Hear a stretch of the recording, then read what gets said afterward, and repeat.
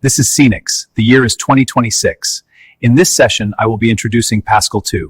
We are now truly in the unavoidable era of artificial intelligence. How is your field preparing for this?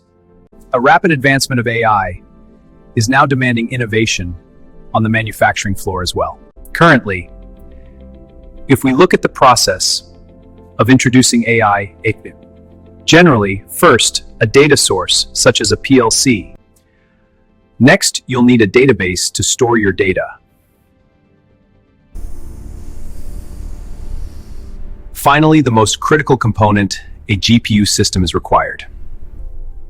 Now, the data collected and stored from the PLCs on site is processed by the GPU, which is supplied with that data from the database, allowing the artificial intelligence to begin its learning process. However, this is where a problem arises.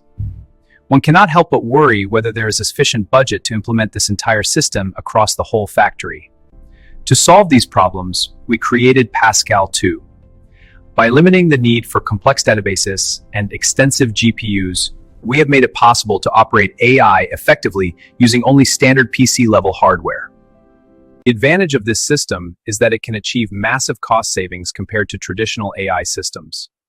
Another major advantage gained from this simplified system is that it enables high-speed performance, from data collection to learning and inference, within just a few milliseconds. Being capable of high-speed execution means having a far more powerful telescope than the old database-style batch learning way of looking at data. It means you can see much more data in the same amount of time. Even Pascal2 is extremely light, so you can run multiple AIs on a single PC. Just because it is lightweight does not mean there is nothing inside.